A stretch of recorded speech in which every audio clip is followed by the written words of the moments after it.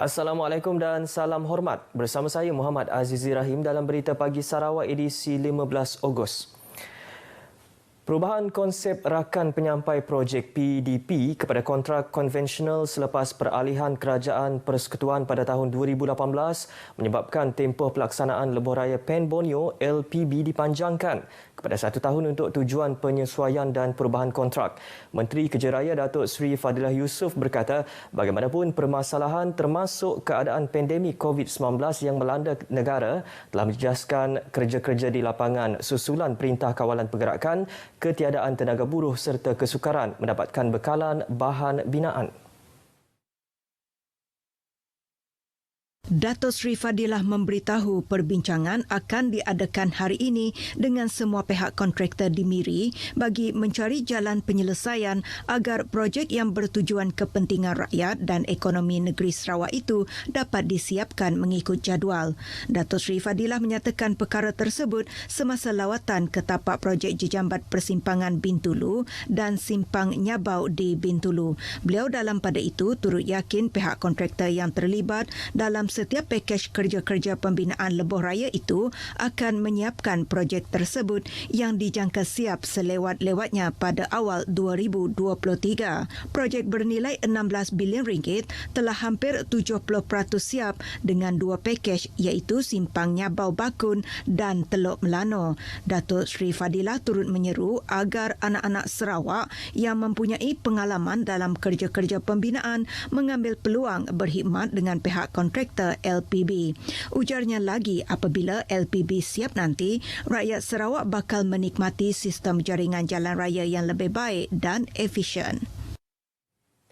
Dalam perkembangan lain, projek Lebuh Raya PEN Borneo Sarawak di pakej kerja WPC 11 Sungai Tangap Jalan Pujut Link dengan keseluruhan jarak iaitu 82 km dijangka siap sepenuhnya pada penghujung September 2022. Pakej WPC 11 terbahagi kepada 3 seksyen iaitu Beluru 28 km, Lambir 38 km dan Pujut 16 km dengan perkembangan keseluruhan fizikal ketika ini adalah 62.32%. Menteri Kanan Kerja Raya Datuk Seri Fadilah Yusof yang dalam lawatan kerjanya di Zon Utara turut meninjau tapak projek WPC 10 Batu 5 Sungai Tangap di Nyabau Interchange pada sebelah pagi dan sebelum meninjau ke pakej kerja WPC 11 Sungai Tangap Jalan Pujut Link di sebelah petang. Terdahulu beliau diberi taklimat mengenai projek WPC 11 Sungai Tangap Jalan Pujut Link oleh pengurus projek WPC 11 Rodney Mora dan pengurus projek WPC 11 JKR Sarawak Caroline Frederick Uyo di Berkenu Base Camp petang semalam. Jabatan Kerja Raya Sarawak yang bertanggungjawab mengurus tadbir serta terlibat dalam pembinaan projek LPB di Zon Utara Sarawak dari Sungai Arif Sibu sehingga di Pujut Ling Miri sepanjang 187 km yang merangkumi 3 pakej kerja iaitu WPC 9, WPC 10 dan WPC 11. Kerajaan terus komited secara berterusan dalam membantu rakyat dengan pelbagai inisiatif yang disediakan. Menteri Kebajikan, Kesejahteraan Komuniti, Wanita, Keluarga dan Pembangunan Kanak-kanak Datuk Seri Hajah Fatimah Abdullah berkata, pelbagai bantuan disalurkan kepada golongan yang memerlukan, terutama golongan asnaf. Berucap pada majlis taklimat bantuan yang diadakan di Dewan Serbaguna Pejabat Daerah Pakan, Datuk Seri Fatimah menyeru agar lebih banyak syarikat atau badan korporat tampil menjadi rakan strategik di bawah bantuan kenyalang Gold Card KGC. Setakat ini sejumlah 282 syarikat telah menjadi rakan strategik KGC di seluruh Sarawak. Dalam majlis tersebut, pelbagai bantuan diagihkan antaranya bantuan khas pesakit buah pinggang, bantuan ibu bersalin, geran tahunan khas, bantuan ihsan kematian dan bantuan keuangan kerajaan kepada Pertubuhan Pemulihan Dalam Komuniti PPDK. Sementara itu, Ahli Dewan Undangan Negeri Adun Pakan Tan Sri William Mawan Ikom yang ditemui media memuji kesungguhan pihak berkaitan turun padang dan menyampaikan bantuan kepada penduduk. And I see the team are very encouraged and I think the people are very excited. Sebab they are not coming here to promise, they are presenting various assistance. Jadi that's how caring the government is lah. Antara penerima bantuan yang ditemui media turut menzahirkan rasa syukur dan berterima kasih kepada Jabatan Kebajikan Masyarakat yang banyak membantu mereka. Aku berasa syukur gagal. Laban udah diberi bantuk ketuk. Laban entik Kedirim pun nak mampulah. Nakkan mampu. Aku beri terima kasih udah ada beri orang ciak tahu. Turut hadir dalam majlis tersebut ialah Pengarah Jabatan Kebajikan Masyarakat, Timbalan Residen Sarike dan Wakil Pegawai Daerah Pakan. Sebanyak 200 bakul makanan di bawah program Bakul Makanan Majlis Pengakap Sarawak diagihkan kepada golongan yang memerlukan untuk membantu meringankan bebanan mereka yang terkesan akibat pandemik COVID-19. Naib Yang di-Pertua Pengakap Sarawak merangkap Ketua Penyelaras Program Bakul Makanan Majlis Pengakap Sarawak, Datuk Muhammad Safri Abdillah berkata bantuan tersebut diagihkan kepada golongan yang layak termasuk ibu tunggal, orang kurang upaya OKU, warga emas dan mereka yang telah hilang pekerjaan. Datuk Muhammad Safri menerusi kenyataan media menjelaskan inisiatif tersebut telah dimulakan sejak 8 Julai lalu atas usaha ahli-ahli majlis mengumpul dana dan sumbangan dari beberapa individu dan syarikat yang dimulakan dari bahagian Kuching, diikuti Betong, Sibu, Samarahan, Lawas dan Limbang. Majlis tersebut dilancarkan oleh Ketua Menteri Datuk Patinggi Abang Johari Tun Abang Openg di Pusat Pemberian Vaksin PPV Dewan Suara Limbang. Datuk Patinggi Abang Johari meluangkan masa hampir setengah jam di PPV berkenaan bagi mengetahui perkembangan program vaksinasi yang dilaksanakan di PPV tersebut. Jumlah kumulatif kes COVID-19 di Sarawak kini meningkat kepada 86,000. Sekolah Menengah Kebangsaan Ulu Layar di bahagian Betong merupakan salah satu daripada 11 buah sekolah di Sarawak telah dipilih sebagai projek perintis untuk pelaksanaan program Think and Tinker atau TNT Mini Lab yang dikendalikan oleh Tabung Ekonomi Gegasan Anak Sarawak Tegas. Menurut Pengurus Komunikasi Korporat Tegas, Muhammad Syafiee Edmund, program Tegas TNT Mini Lab bertujuan untuk memudayakan pembelajaran sains, teknologi, kejuruteraan dan matematik STEM di sekolah-sekolah seluruh negeri, khususnya di kawasan luar bandar.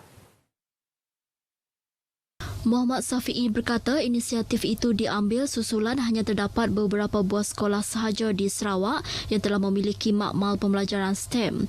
Jelasnya ia akan memberi ruang kepada pelajar serta murid mengetengahkan bakat serta kemahiran mereka dalam bidang inovasi digital seperti kemahiran mereka cipta produk inovasi digital dan robotik.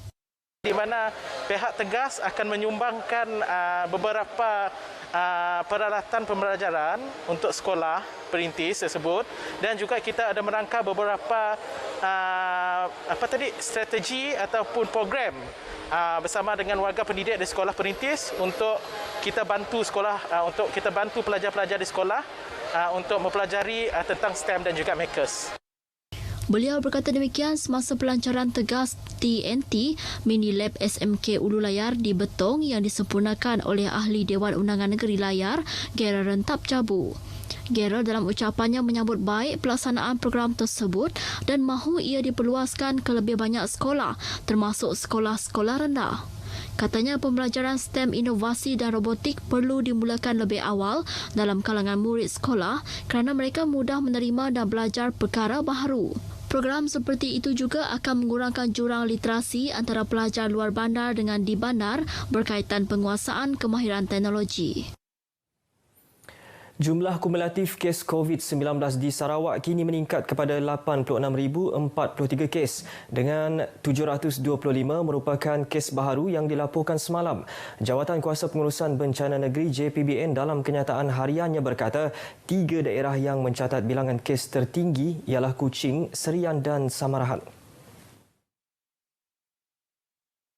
Daerah Kuching merekodkan 358 kes, diikuti 105 di daerah Serian dan daerah Samarahan melaporkan 65 kes. JPBN memberitahu sebanyak 580 kes yang dilaporkan semalam adalah pada kategori 1 iaitu tiada gejala dan 143 kes pada kategori 2 iaitu mempunyai gejala ringan. 1 kes masing-masingnya pada kategori 3 iaitu mempunyai jangkitan paru-paru dan kategori 5 pula mempunyai jangkitan paru-paru dan memerlukan ventilator. Dalam pada itu, JPBN berkata 3 kes kematian turut dilaporkan semalam dengan 2 daripadanya di Hospital Umum Sarawak dan 1 di Hospital Sarike. Kes kematian terbabit melibatkan 2 wanita dan seorang lelaki berumur antara 49 dan 87 tahun. Dalam kenyataan media yang sama, JPBN turut memaklumkan tiada kluster baru dan kluster tamat diisytiharkan semalam.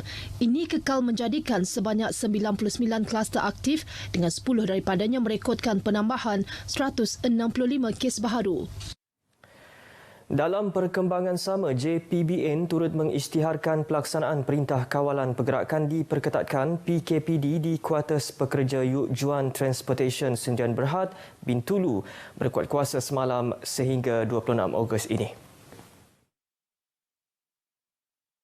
Pelaksanaan PKPD juga dilanjutkan di Mega Jutama Sdn Berhad dan di Rumah Pita Kampung Rapak Penyauk Pantuk bermula esok hingga 21 Ogos. Manakala PKPD di 5 lokaliti pula ditamatkan semalam iaitu 3 di Bintulu dan 1 masing-masingnya di Sri Aman dan Dalat. Menyentuh mengenai laporan tangkapan, JPBN berkata Polis Diraja Malaysia PDRM menangkap 2 lelaki dengan salah seorang daripadanya merupakan warga negara Indonesia serta 2 lagi wanita merupakan warga negara tempatan kerana memiliki permit rentas daerah yang tidak sah. Selain itu, 2 lelaki warga asing turut ditangkap kerana melarikan diri dari pusat kuarantin dan rawatan COVID-19 berisiko rendah Sri Aman. Kedua-dua mereka telah diserahkan kepada pihak Kementerian Kesihatan Malaysia untuk tindakan lanjut. Sekian berita pagi Sarawak. Terus patuhi SOP. Lindung diri, lindung semua. Saya Muhammad Azizi Rahim. Assalamualaikum.